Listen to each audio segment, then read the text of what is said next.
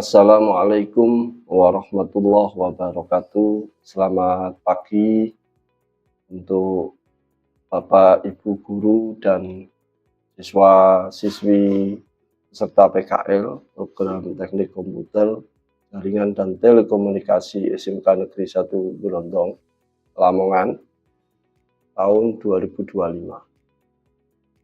Untuk kali ini saya mencoba memberikan informasi dalam bentuk kegiatan pembekalan di mana Bapak Ibu guru yang nanti akan menjadi pembimbing PKL dan peserta PKL siswa kelas 11 TKJT, saya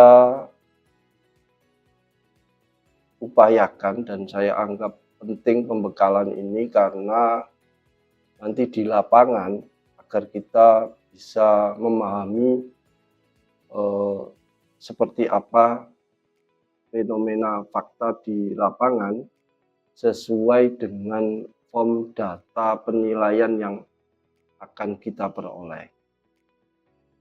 Yang perlu saya sampaikan di pembekalan hard skill dan soft skill guru pembimbing dan siswa peserta PKL di TKJT tahun ini adalah kita menyampaikan apa saja komponen penilaian hard skill dan soft skill yang nanti akan dipantau atau dianalisis atau dinilai oleh seorang guru pembimbing di Iduka atau di tempat siswa-siswi magang atau PKL nanti, dan siswa-siswi peserta PKL juga harus memahami penilaian atau komponen apa saja yang dinilai oleh Bapak Ibu guru pembimbing saat kegiatan pengantaran, monitoring, dan penjemputan nanti. Hingga kegiatan pembekalan ini saya anggap penting sekali, sehingga pada kali ini kegiatan ini saya kasih nama pembekalan hard skill dan soft skill guru pembimbing PKL dan siswa peserta PKL oleh Kepala Program Konsentrasi Keahlian Teknik Komputer Jaringan dan Telekomunikasi atau TKJT disingkat SMK Negeri 1 Brondong Lamongan tahun 2025. Di mana di sini pada layar ini saya masukkan beberapa logo dari provinsi SMK, tujuan SMK itu sendiri, MGMP di TKJT, ada jurusan TKJT, dan di sini saya sertakan sebagai pengingat kita bersama bahwa SMK memiliki komunitas forum yang memfasilitasi siswa-siswi yang nanti melakukan kegiatan PKL atau kelulusan nanti, di mana SMK Negeri Brondong sudah memiliki ikatan alumni SMK Negeri Brondong, dan SMK Brondong juga memiliki komunitas fasilitas tentang siswa yang bekerja sambil melanjutkan, dan ini adalah logo dari komunitas dari siswa-siswi yang akan mendapatkan fasilitas itu. Dan di sini ada bursa kerja khusus PKK. Sinilah nanti tujuan hard skill, soft skill yang akan dibawa anak-anak untuk memasuki dunia ikatan alumni, dunia perguruan tinggi, dan dunia kerja dan wirausaha nanti. Maka kenapa logo ini saya sertakan sebagai pengingat kita bersama bahwa kompetensi siswa PKL juga akan diarahkan kepada unsur 3 komunitas yang selama ini mendukung kesuksesan program sekolah dengan mengurangi jumlah lulusan yang pengangguran atau jurusan lulusan yang tidak terdeteksi karena pengangguran. Seperti itu. Dan selanjutnya di slide ini perlu yang paling penting pokoknya adalah saya jelaskan di penilaian. Sebenarnya apa sih yang nanti komponen apa saja yang di hard skill itu dinilai oleh guru pembimbing saat di IDUKA, dan apa sih yang harus dipersiapkan siswa peserta PKL sehingga nanti ketika pelaksanaan di IDUKA siswa-siswi yang ingin memperoleh nilai dari kegiatan PKL atau praktek kerja lapangan ini dengan nilai yang bagus, maka kenapa form penilaian ini saya sosialisasikan atau saya informasikan kepada anak-anak agar anak-anak nanti dan Bapak Ibu guru pembimbing nanti di lapangan tidak bertanya-tanya apa saja yang akan dinilai saat kegiatan PKL di lapangan. Perlu diketahui sebenarnya dari Pokja SMK juga sudah dibuatkan laporan di mana laporannya ini masih bersifat umum, sehingga saya sebagai Kakonli di TKJT memiliki keharusan untuk menjelaskan spesifikasi yang lebih khusus di TKJT, di mana kita tetap berkomunikasi, berkoordinasi, dan menginclude laporan yang dibuat Pokja sekolah. Dengan kegiatan ini bukan artinya atau bukan maksudnya atau bukan tujuannya bahwa di TKJT membuat laporan sendiri. Itu tidak. Tapi kita menerjemahkan yang dari sekolah ke spesialisasi yang ada di TKJT sehingga nanti di TKJT ini Bapak Ibu guru pembimbingnya tidak kebingungan apa saja yang harus dilakukan dalam penilaian di program TKJT. Karena secara garis besar bahwa SMK dengan karakteristiknya seperti jurusan TPM pemesinan, jurusan DPB atau tata busana, jurusan multimedia, ini adalah jurusan yang basis menghasilkan produk, sehingga akan ada sedikit perbedaan secara spesialisasi. Sehingga kegiatan pembekalan ini penting saya sampaikan, sehingga bukan untuk membedakan tetapi mensinkronkan seperti itu. Kalau seperti di TKR, di TKJ ini adalah jurusan yang memproduksi jasa, sehingga Bapak Ibu guru adaptif, normatif maupun produktif yang nanti jadi pembimbing PKL tidak mengalami kebingungan bagaimana mengisi form penilaian komponen hard skill dan soft skill, di mana jurusan yang ada di SMK Negeri Brondong ini memiliki fokus output yang berbeda, di mana TPM menghasilkan produksi, di mana DKV menghasilkan produk, di mana TB atau DKV juga jurusan yang menghasilkan produk. Sedangkan di TKR atau di TKJT ini adalah menghasilkan produk jasa, seperti itu. Pada poin ini saya jelaskan memang nilai komponen hard skill dan komponen soft skill PKL TKJT 2025 dan dimungkinkan kegiatan PKL ini selama 6 bulan atau nanti bisa menyesuaikan sesuai keputusan pihak pimpinan dan Pokja dari PKL SMK Negeri Brondong, di mana formatnya adalah bulan pertama. Bulan pertama ini biasanya mulai dari kegiatan pengantaran sampai nanti monitoring pertama dilakukan oleh pembimbing, maka saya jelaskan dari sudut pembimbing dulu.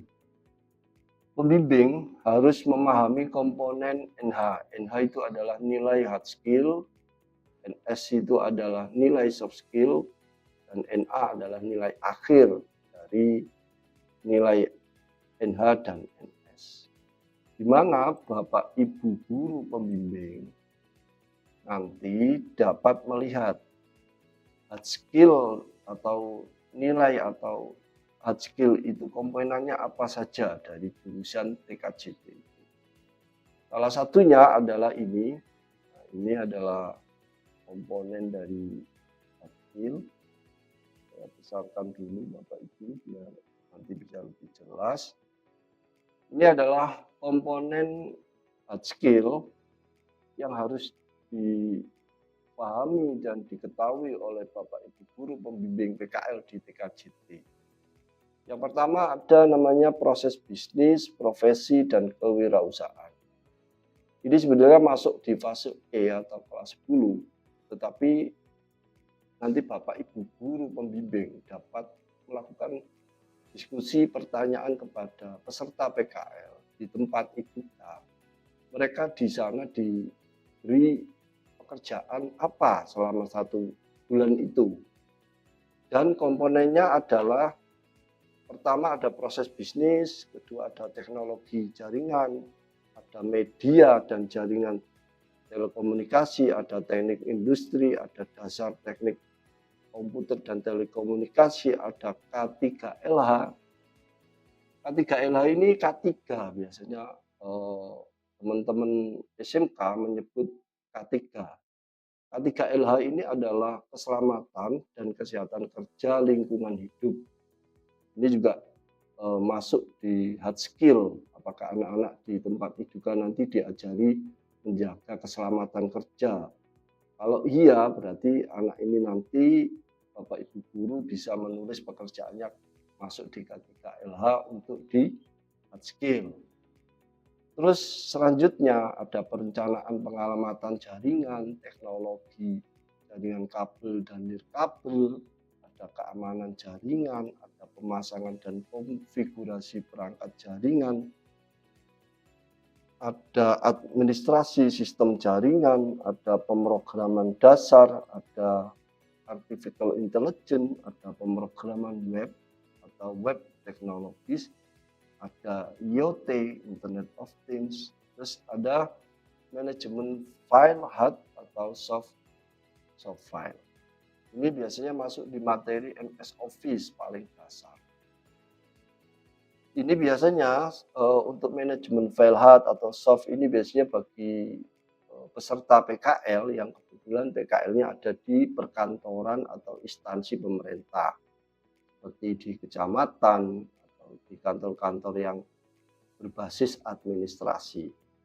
Sehingga Bapak Ibu guru pembimbing perlu diketahui biar kita saling sharing bahwa perkembangan kegiatan PKL di TKJT itu tidak seperti yang selama ini ada, artinya selalu berkembang dari zaman ke zaman. Dan manajemen file hard dan soft skill ini walaupun menjadi materi tambahan dan materi dasar, tetapi di PKL siswa-siswi kita secara fakta juga mendapatkan pekerjaan seperti manajemen file. Sehingga Bapak Ibu guru tidak kaget bahwa siswa TKJT itu yang mungkin sudah menjadi pemahaman selama ini atau kalau guru pembimbing tidak bertanya atau tidak sharing dengan guru produktif yang ada di TKJT, biasanya pemahamannya bahwa TKJ itu ya install Windows, ngerakit, hanya itu saja. Padahal secara fakta di pedoman kurikulum produktif dan di lapangan di kegiatan PKL, TKJ sudah berkembang kepada form hard skill yang saya sebut tadi, di mana anak TKJ juga akan belajar proses bisnis, ini biasanya KWU, biasanya bersifat digital marketing, jadi pemasaran, biasanya bentuk kegiatan faktanya di lapangan ya, anak diajari jualan, diajari cara mencari barang atau bahasa orang masyarakat Brondong adalah pulaan, jadi pulaan barang yang akan dijual sampai nanti mencari modal dan sebagainya. TKJT ternyata sekarang sudah berkembang ke situ, sehingga mindset kita harus kita kembangkan bahwa pendidikan di TKJT di produktif sudah berubah kepada arah kebutuhan dari dunia eduka, dunia industri, dunia usaha, dunia kerja. Dan PKL ini adalah dunia kerja, dunia industri, dunia usaha.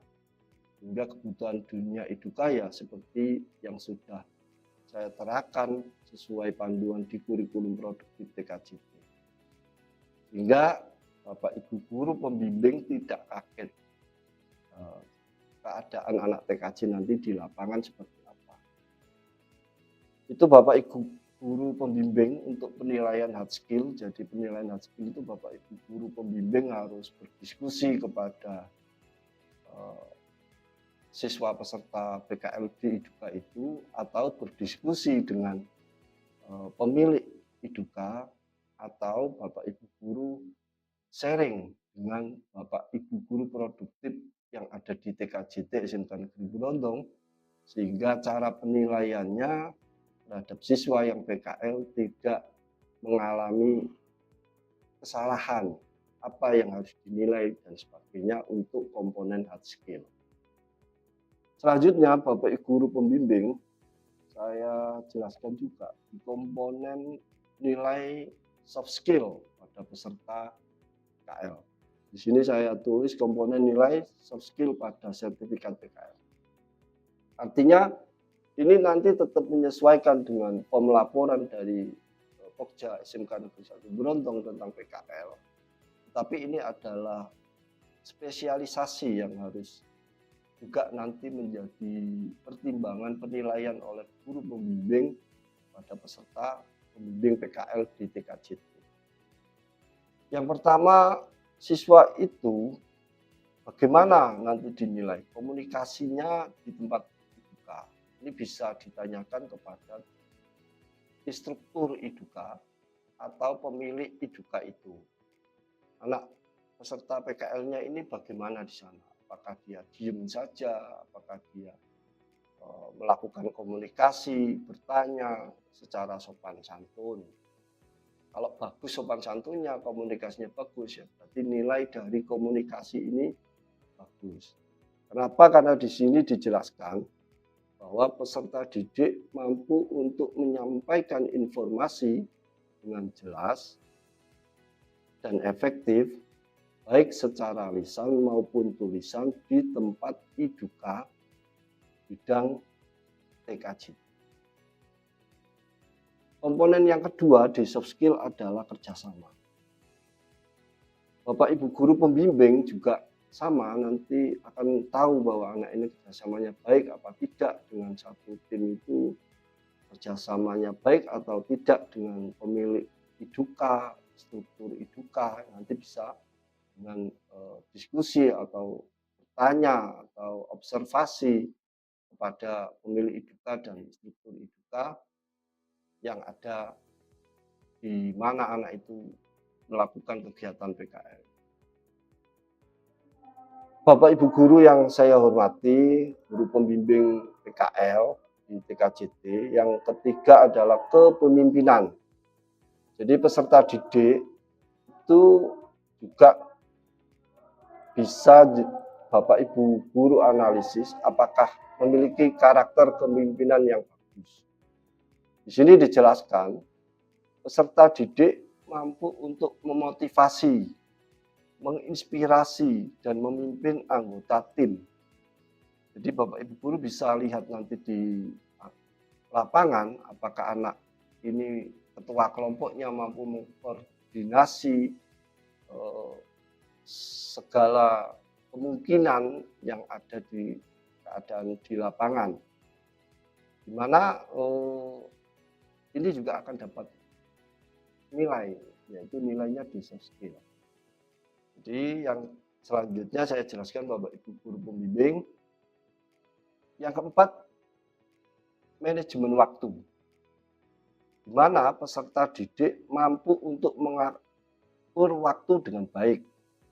Artinya dia tahu bagaimana kapan harus datang, kapan harus istirahat, kapan harus waktunya sholat, kapan dia waktunya pulang, kapan dia waktunya lembur jika memang dibutuhkan oleh pemilik IDUKA dan instrukturnya. Ini nanti bisa jadi pertanyaan Bapak Ibu guru pembimbing di lapangan, sehingga Bapak Ibu guru akan memperoleh informasi berapa nilai yang akan diberikan untuk kompetensi siswa peserta PKL di soft skill poin manajemen waktu.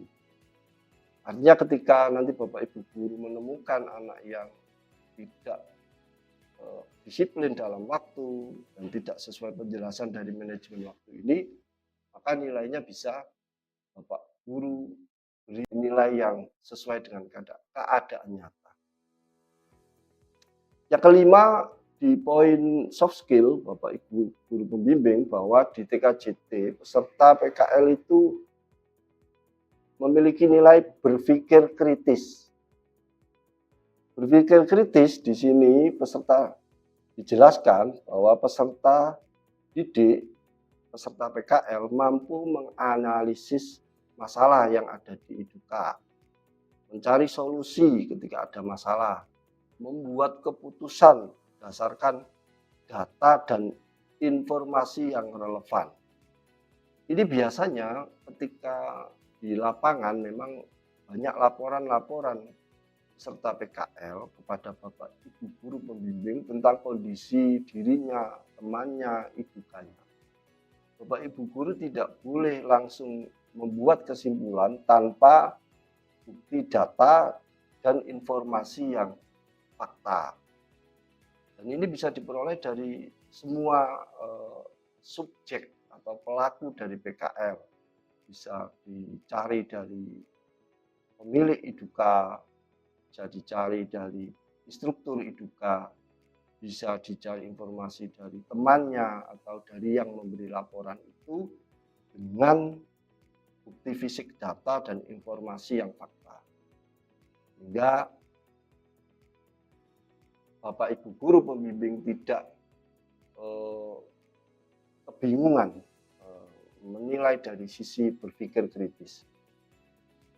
Yang keenam, untuk peserta PKL di TKJT, nilai soft skill-nya adalah problem solving.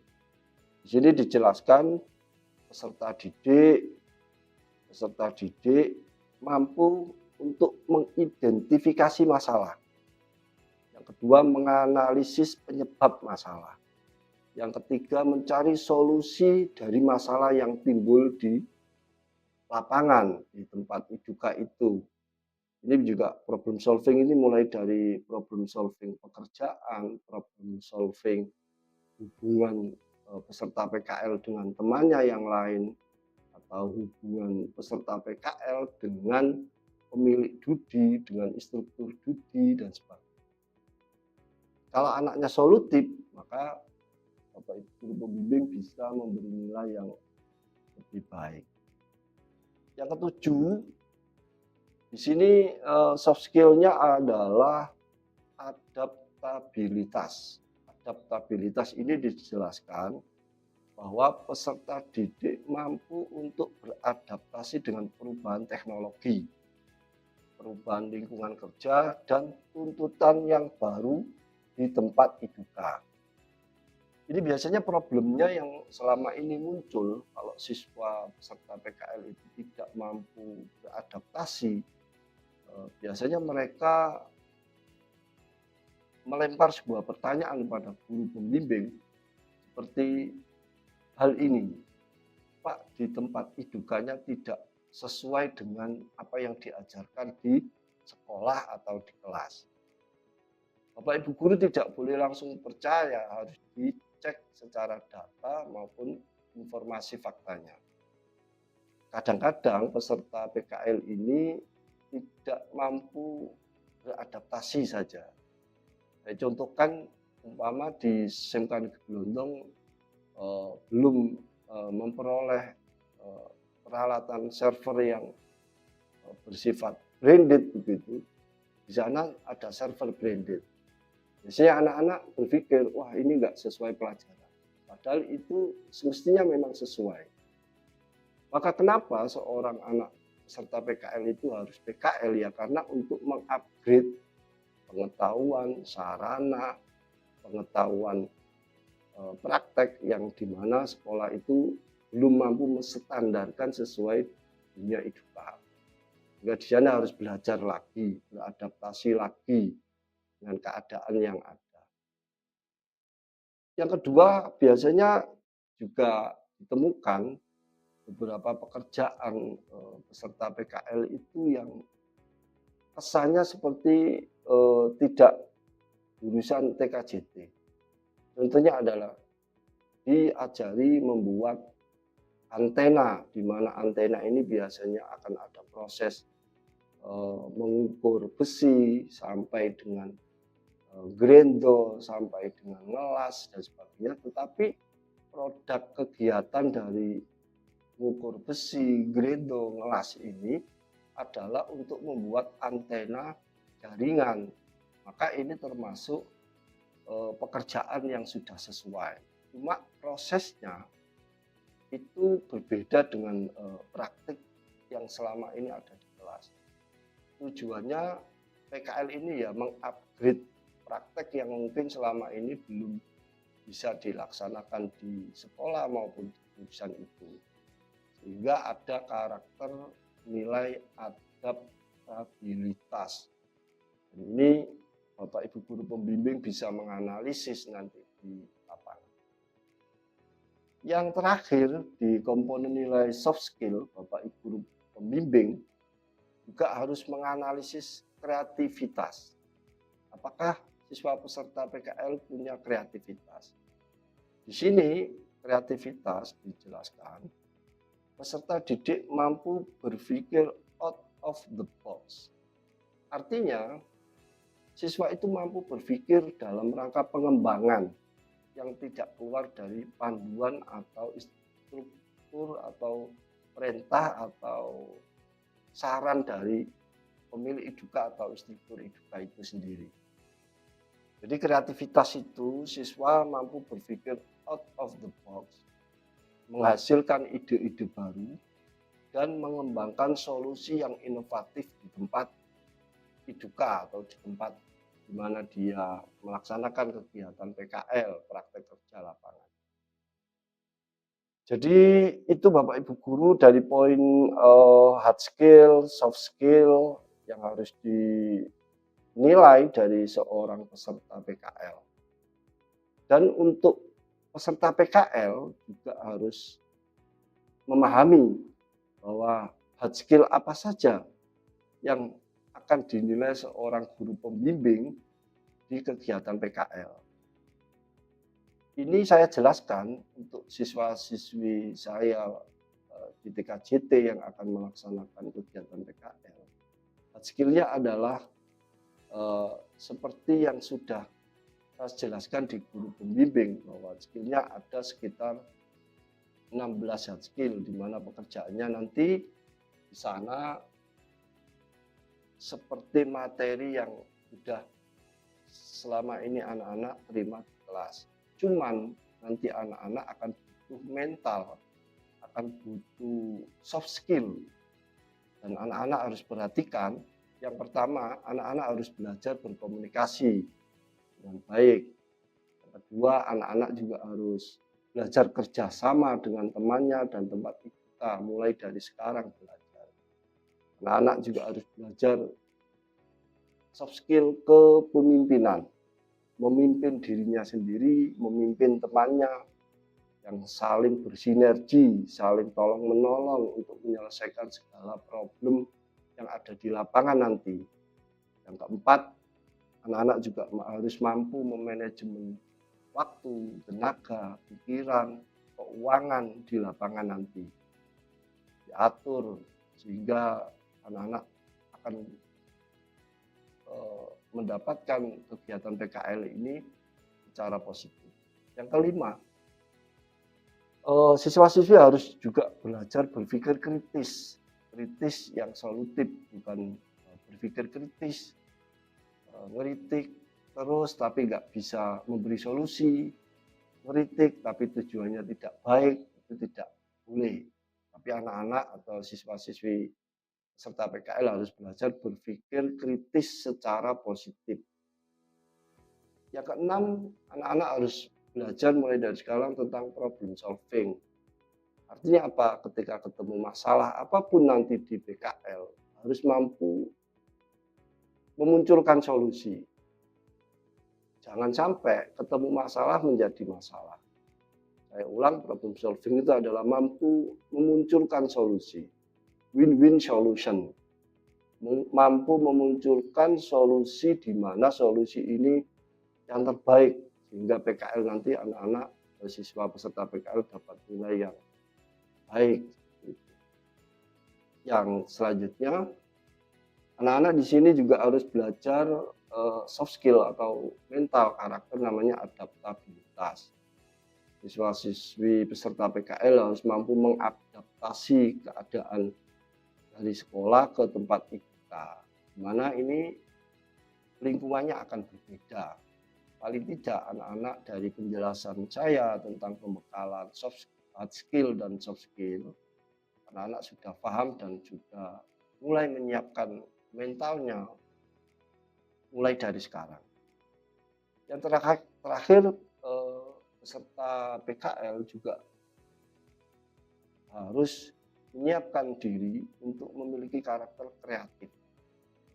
Jadi kreatif di sana berdiskusi dengan pemilik tempat iduka, struktur iduka, gimana caranya pemilik iduka atau instruktur iduka di lapangan nanti itu tertarik kepada siswa-siswi yang ada magang di situ. Jangan sampai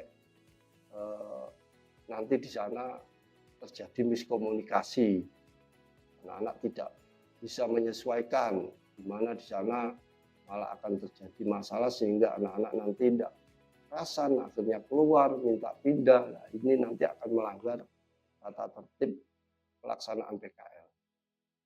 Karena PKL ini adalah praktek kerja lapangan anak-anak, perlu diketahui di kegiatan ini anak-anak adalah benar-benar belajar bekerja. Seperti apa risiko orang bekerja, di mana orang bekerja itu adalah orang yang ikut pemilik tempat kerja, sehingga anak-anak tidak bisa bersifat seenaknya. Namanya orang ikut, ya kita harus mengikuti aturan dari yang punya, asal dikomunikasikan secara baik. Jadi itu anak-anak, Bapak Ibu guru pembimbing, bahwa saya sampaikan di kegiatan pembekalan komponen hard skill dan soft skill untuk Bapak Ibu guru pembimbing dan peserta PKL, dengan tujuan tugas tambahan saya sebagai Kakonli ini bisa bermanfaat bagi Bapak Ibu guru pembimbing dan peserta PKL, di mana saya berusaha membuat sosialisasi penyebaran informasi melalui kegiatan visual audio yang saya lakukan ini, sehingga nanti Bapak Ibu guru tetap bisa sharing kalau di lapangan ada problem, Bapak Ibu guru pembimbing tidak mampu atau tidak bisa atau tidak menemukan solusi, ya nanti sharingnya sama Kakonli dan guru produktif yang ada. Karena terutama untuk guru adaptif, normatif yang mungkin masih butuh banyak informasi. Sebenarnya spesifikasi pekerjaan di TKJT itu seperti apa. Kalau Bapak Ibu guru pembimbing nanti kebingungan, bisa sharing dengan guru produktif dan Kakonli yang ada. Penilaiannya seperti itu, ini nilai dan dinilai ini ada nilai akhir. Jadi selama bulan pertama, kedua, ketiga, keempat, kelima, dan keenam nanti itu kita rekap menjadi nilai akhir, dan nilai akhir ini yang akan kita munculkan di sertifikat hasil kegiatan PKL. Seperti itu Bapak Ibu guru pembimbing dan siswa-siswi peserta PKL TKJT tahun 2025 yang saya hormati dan yang saya cintai, bahwa seluruh form kebutuhan kegiatan PKL di jurusan TKJT sudah kami usahakan, kami siapkan, sehingga nanti Bapak Ibu guru dan siswa peserta PKL semua kegiatannya akan terekam dalam sebuah data yang sesuai dengan kondisi di lapangan. Seperti itu. Terus mungkin itu Bapak Ibu guru, di mana kita nanti akan tetap saling bersinergi antara guru produktif, guru adaptif, guru normatif yang menjadi pembimbing PKL. Tetap harus saling sinergi, saling sharing, saling tolong-menolong sehingga kegiatan PKL khususnya di jurusan TKJT ini dapat berjalan sesuai harapan, sesuai tujuan kita bersama, sesuai harapan tujuan dari SMK Negeri Berondong, Pak Kepala Sekolah, Waka, dan Pokja. Dan saya sebagai Kakonli di TKJT pada tahun ini hanya berusaha berkomunikasi secara baik, dan Bapak Ibu guru bisa melanjutkan komunikasi saya dengan nanti kalau bertemu dengan saya bisa berdiskusi, bertemu dengan guru produktif TKJT yang mungkin sudah memiliki pengalaman lama di dunia PKL, diskusi segala problem yang Bapak Ibu guru pembimbing temukan di lapangan tentang anak atau peserta PKL di TKJT. Mungkin itu saja Bapak Ibu guru yang bisa saya sampaikan hari ini. Semoga apa yang saya sampaikan untuk pembekalan hard skill dan soft skill guru dan siswa peserta PKL di program keahlian, di program konsentrasi keahlian teknik komputer jaringan dan telekomunikasi atau TKJT ini dapat bermanfaat dan dapat memberi referensi kepada Bapak Ibu guru pembimbing dan siswa peserta PKL pada tahun ini. Saya kira cukup itu yang bisa saya sampaikan, dan apabila kurang lebihnya dari awal penjelasan saya kurang jelas, kurang sesuai, saya sampaikan mohon maaf sebesar-besarnya. Akhirnya saya akhiri, wallahu muwaffiq ila aqwamit thoriq. Assalamualaikum warahmatullahi wabarakatuh.